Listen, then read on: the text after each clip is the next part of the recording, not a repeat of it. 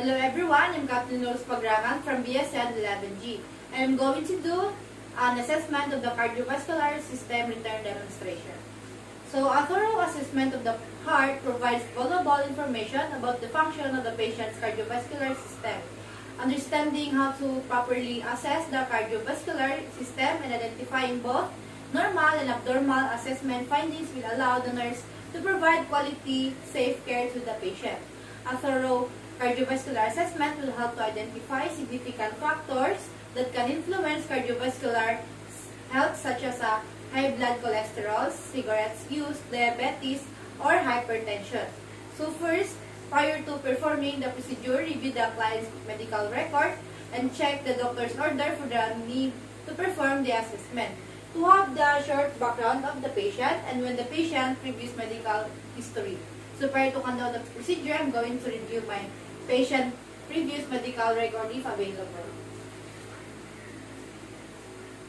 So next, determine the scope of the assessment needed, prepare necessary equipment to be able to know the extent of the physical assessment and the conserved time and energy. The equipment that I'm going to use includes the pen light, assuming that this is a sterile gloves, to protect myself and my patient from cross-contamination. And by the way, this pen light is to be used the conventional light source. Then, next is the rectangular card and centimeter ruler to be used the measuring the patient's jugular venous pressure and also the stethoscope. Okay, so today, ma'am, I'll be assessing your cardiovascular system, okay? Next, perform the hand hygiene, apply the gloves if needed, and observe other appropriate infection prevention procedures to avoid infection and the cross-contamination.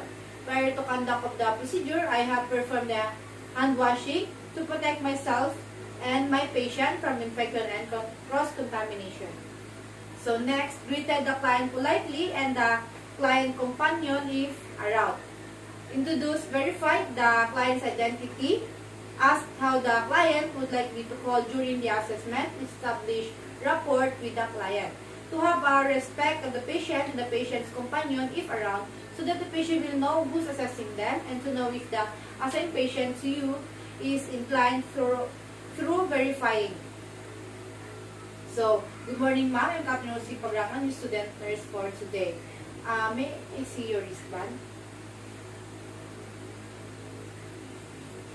State your name and birthday, please. Okay, thank you. By the way, how would you like me to call you, ma'am? This communication. Okay. So next, explain the procedure to the client and how he or she can participate during the assessment, provided the client the opportunity to clarify, ask or raise any concern so that the patient will know what will be conducted to them and to answer the queries of the patient. So today, ma'am, I'll be assessing your cardiovascular system, which means I'll have to check for your pulse on your neck, on your arms and your legs, and of course listen to your heart sounds. Will that be alright to you, Ma'am Tricia? Yes, ma'am. Okay, and do you have some question or clarifications? Okay, and if you have some question and clarification, feel free to raise it, please. Okay? Ensure the client's comfort, privacy, and confidential. Drape the client's body as needed through the assessment so that no one can disturb outside and all of the information kept confidential. If you mind, I will close the door and curtain so that no one from outside can disturb during the assessment and all of your information will be confidential. Okay, Tricia? Okay, ma'am. Okay.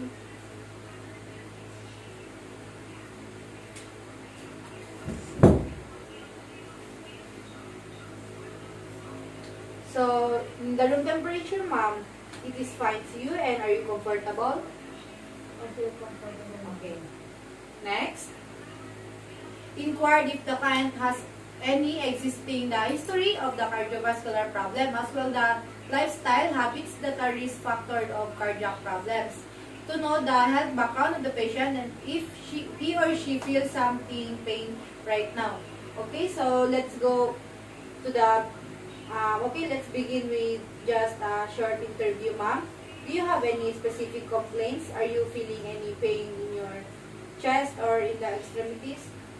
No, ma'am. Okay, next. Um, do you have any experience of sometimes of brief dizziness and headache? No, ma'am. Okay, good to hear that. Then, if there is any history of the hypertension, myocardial infection, coronary heart disease that has ever affected to your family? No, ma'am. Okay, and do you have smoke? Or No, ma'am. no? Okay, what are your usual activities? Like social media, scrolling. Yes, ma'am. Regarding them. Okay, and do you have some exercise? Sometimes, ma'am. Okay, thank you. So now let's begin with the assessment.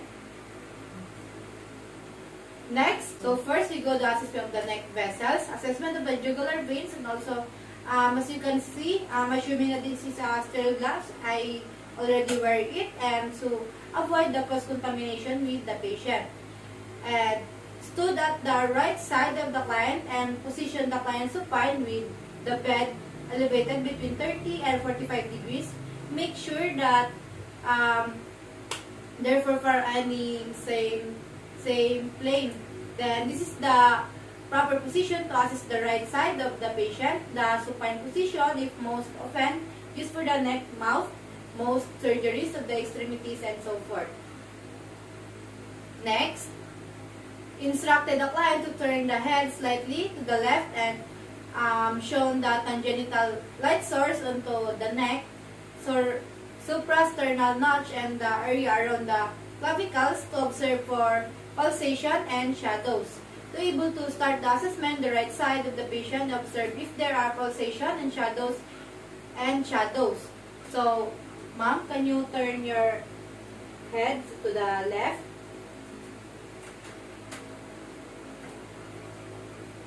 Wait.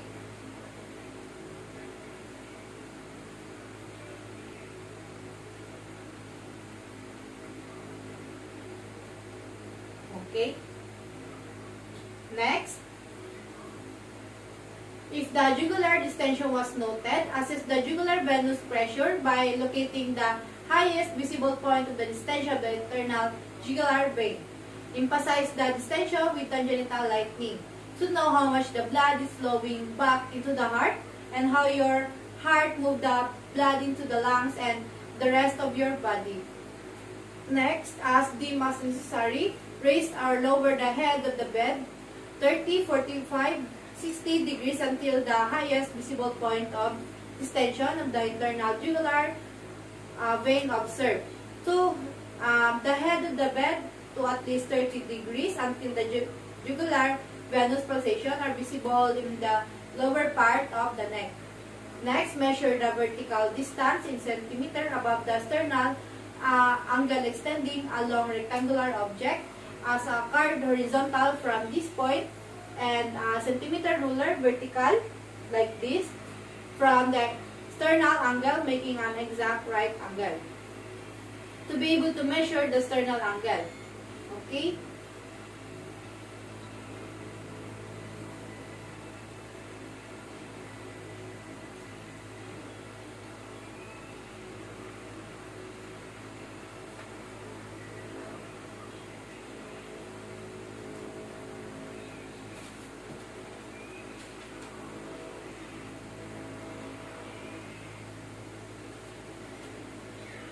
Next, palpated the preceding steps on the other side to be able to assess the left side of the patient. So please turn your head to the right. Okay.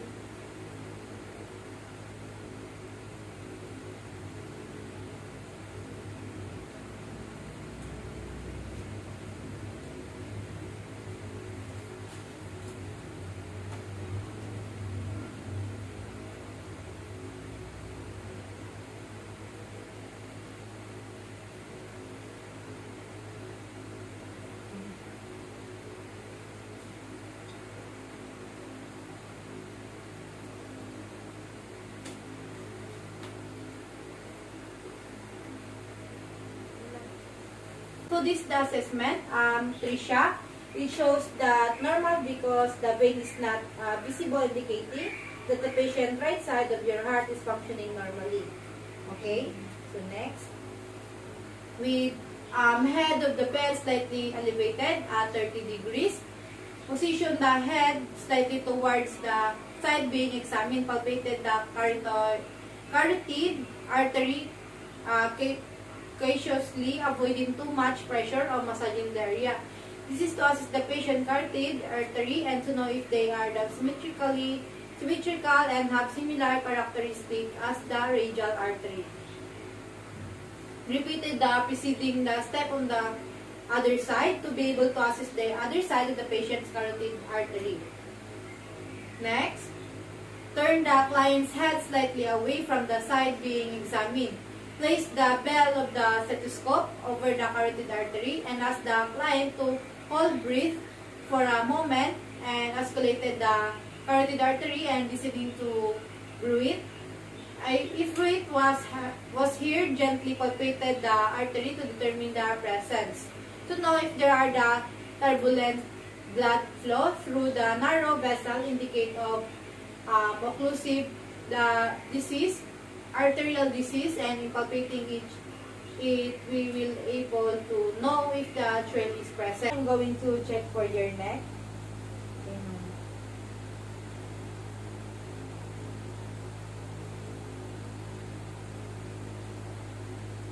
Please turn your head to left side. Next. Then the right side. Okay. So turn your when you hold your breath for me. So please inhale. Okay. Next. Repeated the preceding step on the other side. This is the access to the other side for the patient. Okay. Next. Okay. Okay, ma'am. In assessing your carotid arteries, it has a symmetrical volume. Full pulsation, interesting quality, and it remains when you breath. So you turn your head when you change position, basically to supply a no sound. Heard all your escalating carotid arteries. So next, we go to the assessment of the heart precordium, inspection and palpation. Begin with the general insection of the chest wall in movement. Kept the right chest drop, gently lifted the breast with the left hand or asked the woman to assistance. Stood at the right side of the client with the head and the bed at 30 degrees and look for any abnormal pulsation and shown a tangential light across the chest all over the cardiac apex to make movements more visible. To know if there are some abnormalities in the patient chest all over of the cardiac apex and if the palpation is normal.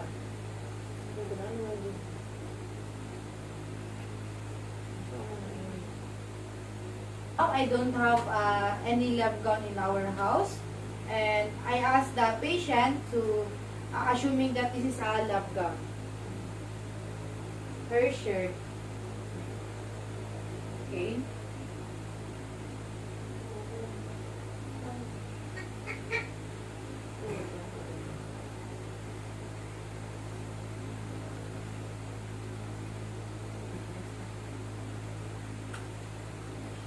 Next, similarly inspected the precardial palpation while palpating the aortic area, pulmonic area, tricuspid area, and apical area following the techniques below. First, palpated foreheads and lips using the palm and as hold the finger pads flat or obliquely against the chest. to know if the patient has an abnormal sustained systolic outward movement of the epicardium associated with heart failure. Okay.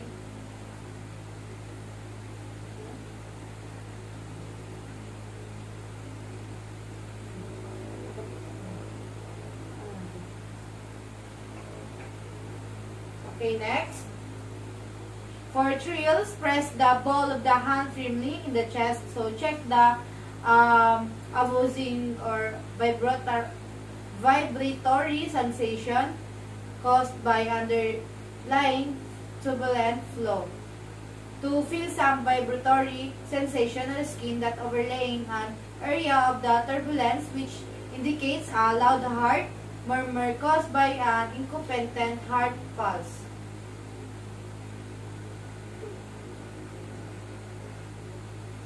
Okay, I will palpate the down area at the chest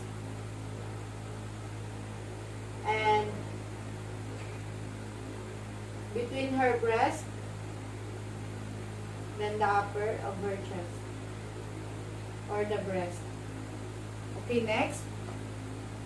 Next, palpate the impulses using finger pads, flatly or obliquely on the body surface from the aortic area, pulmonic area, and tricuspid area. RV in the right the right ventricle area at the lower left sternal border and succipoid area using the palmar surface of the hand. To know some abnormalities in the aortic, pulmonic, and tricuspid areas.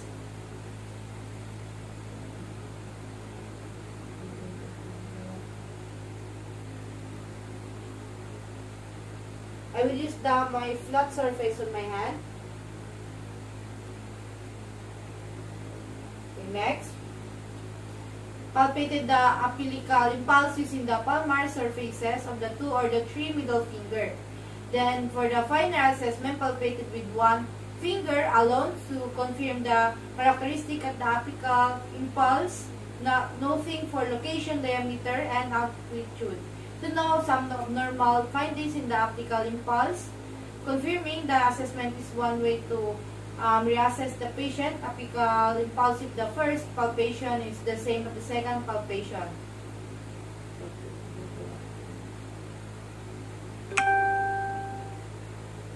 I will use my middle 3 finger.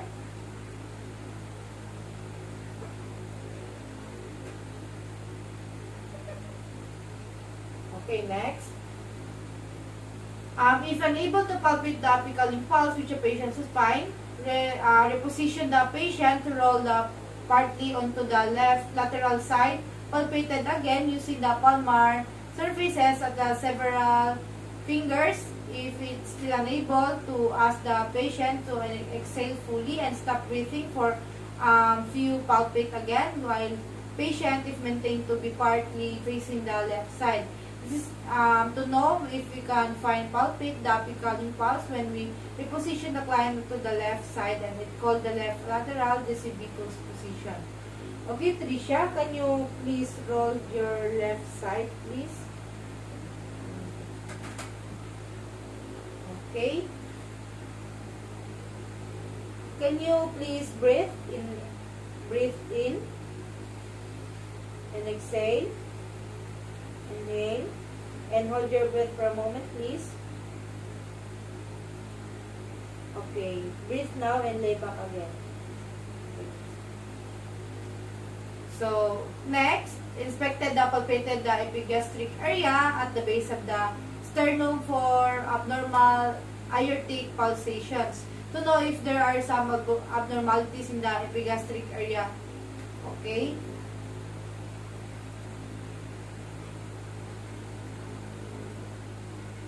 Okay, next.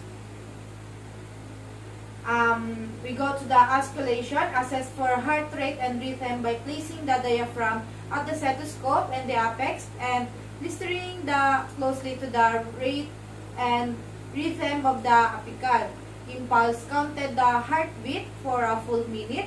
If an irregular rhythm was detected, assess for a pulse rate deficit.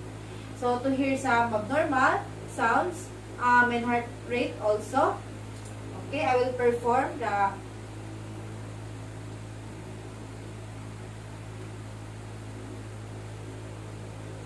I will put the step diaphragm here.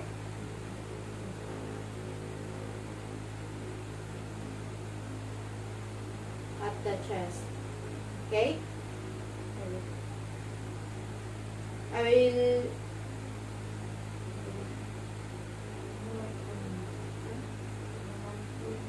1 full minute.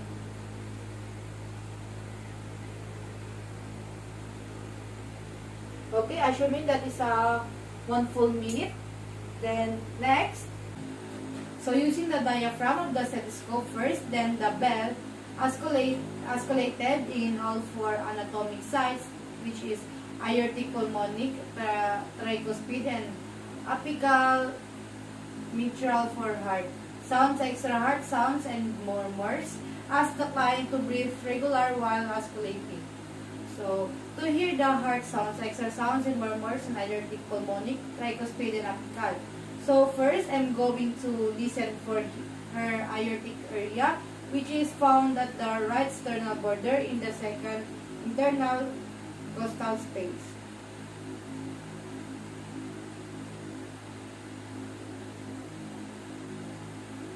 So next, ayun.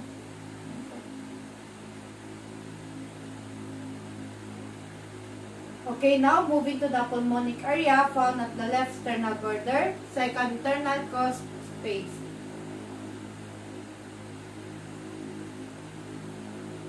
Then, now for the tricuspid area, which is found at the left sternal border, fourth intercostal space.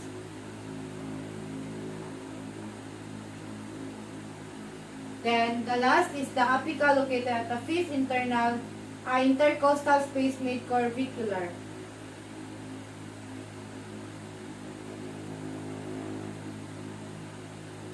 So, next, repeated the preceding step while the patient is in left lateral position, then sitting position, leaning forward and briefly stop breathing after exhalation to assess the sound fit when the patient roll on her left side. Okay, Trisha, please roll on your left side.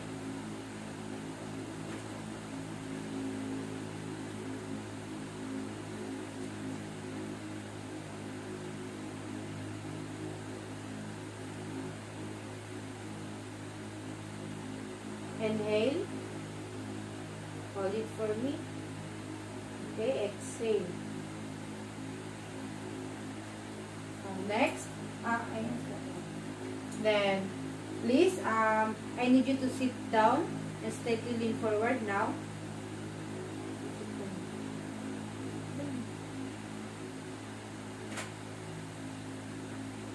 Okay. I need you to inhale and hold it for me. Ayan na. Ito pa na.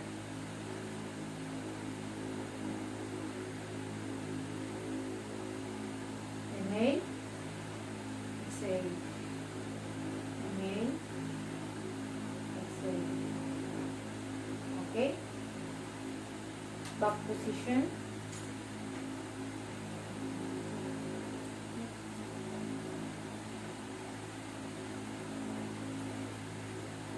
So, we're going to the assessment of peripheral vascular system.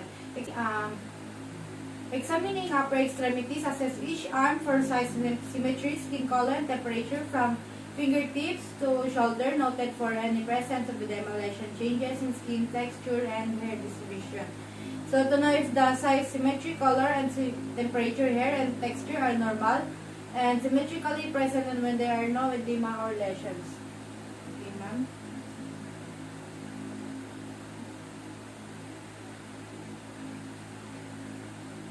So, inspected the peripheral veins in the arm for the presence and or appearance of superficial veins when the limbs are dependent and when limbs are elevated to know if there are some abnormalities in the patient peripheral veins in the arm. Okay, Trisha, now I'm going to inspect your arms and legs, okay? Okay.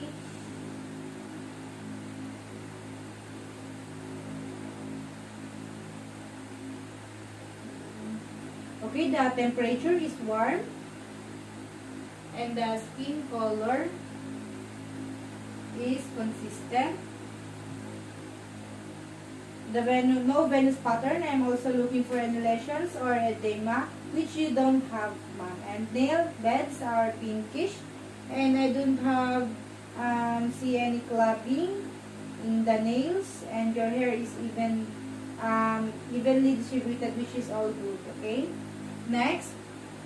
So, palpated, for example, I will palpate her radial pulse, the ulnar pulse, and brachial pulse individually and bilaterally to know if the pulse are present and normal.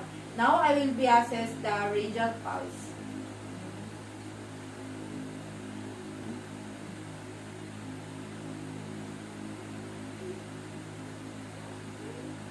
So, let's proceed to the ulnar pulse.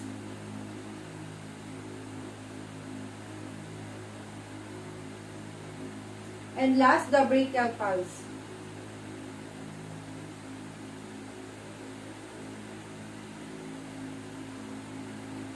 Okay, good. Your pulses are bilaterally strong and graded 2+, which means normal test. Okay?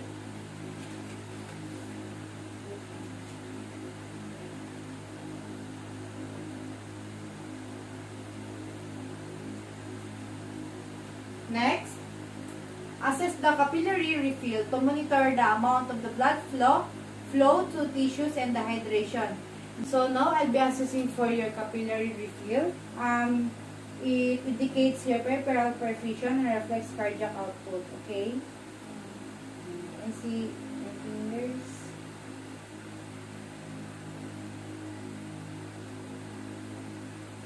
Okay, capillary refill is good. So next, perform the Allen test to assess the collateral blood flow to the hand. Okay, now I'll be performing the Allen test, which is done to the test competency of the ulnar radial artery. Can you, Tricia, I need you to open and close your hands as quickly as you can and squeeze it after, okay?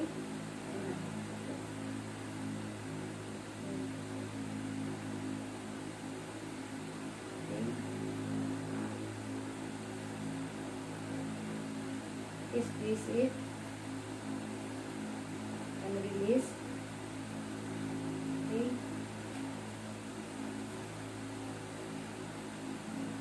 Okay, next.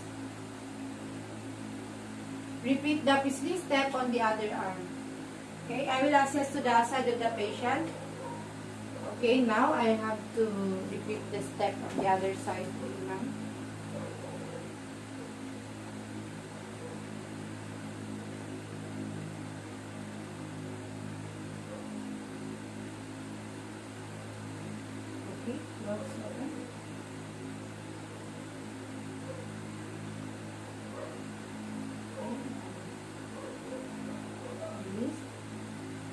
Okay, thank you.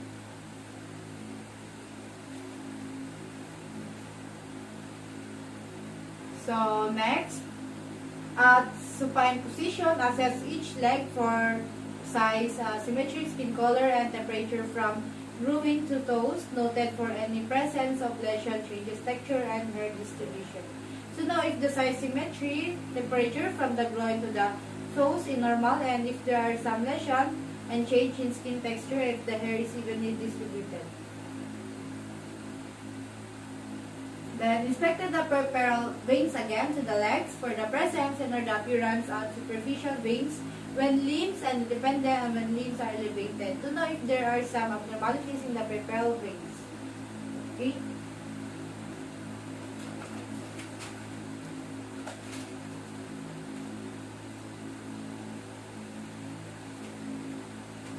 I need you to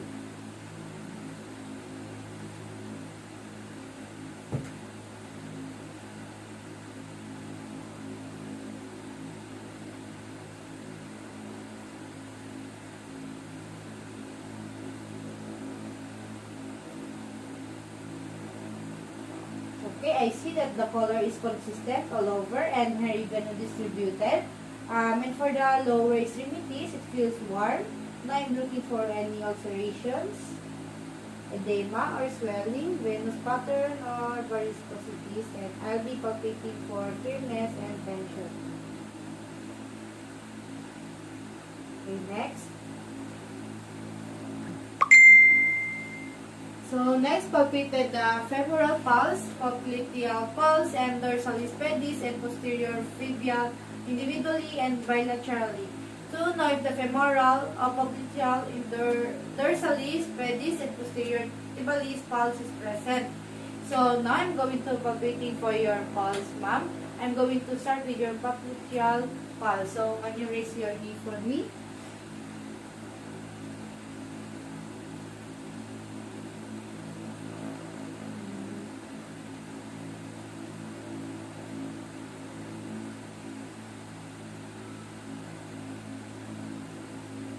Okay, the other side one. Okay, moving on to the dorsalis pedis. Okay, it's good. Both are strong and has a strong rhythm. Now for your capillary museum.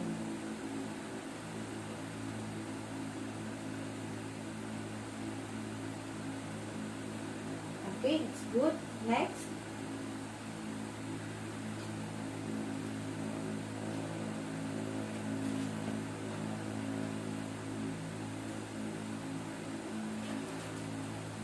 Okay. Assess the pectoral leg veins for sign of ulceration, varicosities, and thrombophlebitis. And inspected the causal ulceration, varicosities, redness, and swelling over vein sites to see if the valves of the veins are functioning normally and to search for your blood clot. Okay, next is palpated the calf for the firmness or tension of the muscles, the presence of edema over the dorsum of the foot, and the areas of localized warmth. Push the calves from the side to side to test for the tenderness. To see if the calf is firm or tension in the muscles, if there are edema or dorsum of the foot, and see subabnormalities.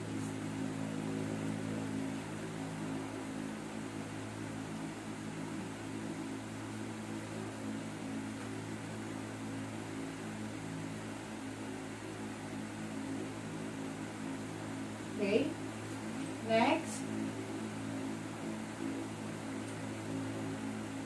Trimly dorsiflex the client's foot while supporting the entire leg extension, or human test, or had the client stand or walk to assess if there are calf pain and dorsifol of the foot. Okay, can you stand up and walk?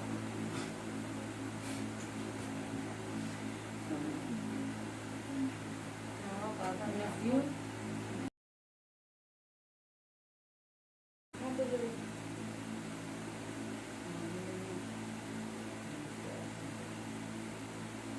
Okay, go back to your position now. Okay, next is assess the capillary for both legs and repeated the preceding the other leg.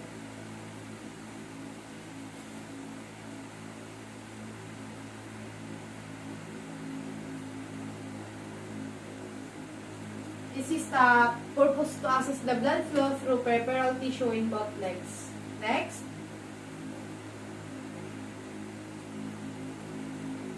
Inform the client assessment was done if deemed necessary. Assisted the change clothes, position and client comfortably sitting on a chair or lay down, so that the patient will know if the assessment is done and they can sit comfortably for reading the summarization. Okay, Trisha, assessment. The assessment is already done. You can, whatever your position now, okay? Can you lay down or sit?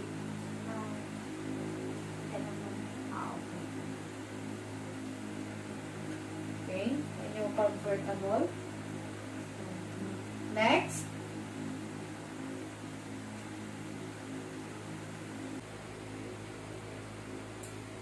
Summarize the information obtained during the working phase and discuss findings to the client. Discuss to the client possible prior to resolve the health concern. If present, assess for client's understanding of the plan, and for further teaching, provide the client in the opportunity to clarify, ask, or raise any concern. so that the patient will know what are the results in the whole assessment and to give some clarification to the patient.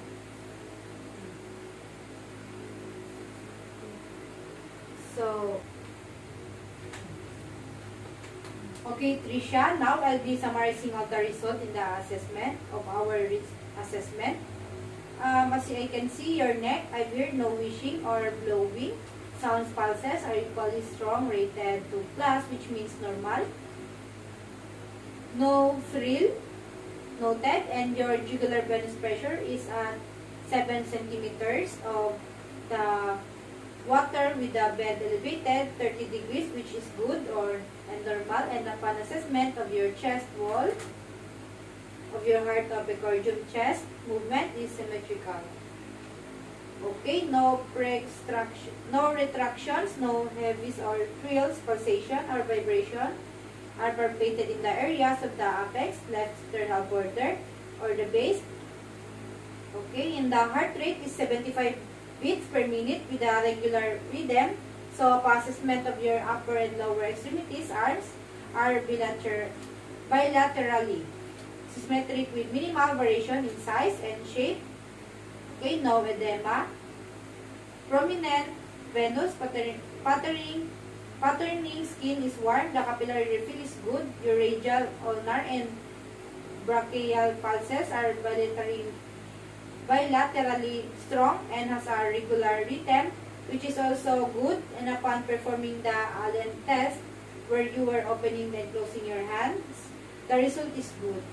And upon examining your legs, hair is evenly distributed, skin is warm, no edema, of course, and the lesions, and no swelling, atrophy, and your popliteal pulse, dorsalis pedis, and posterior tibial pulses are all normal. They are equally strong and has a regular rhythm, and overall, your cardiovascular system doing very well. I suggest that you keep on consuming healthy diet, food, and regular exercises. Okay, ma'am? So, the last is thank the client for his cooperation, and then the assessment politely. And after care, perform hand hygiene to show some appreciation if the patient participation to free myself from infection and contamination. So, okay, Trisha, thank you for your cooperation and time po. You're welcome. And by the way, do you have some question or clarification? No, ma'am. Thank you. Okay. Document the findings in the client record using printed or electronic form checklist supplemented by narrative notes when appropriate to add it in the patient's medical record. Okay?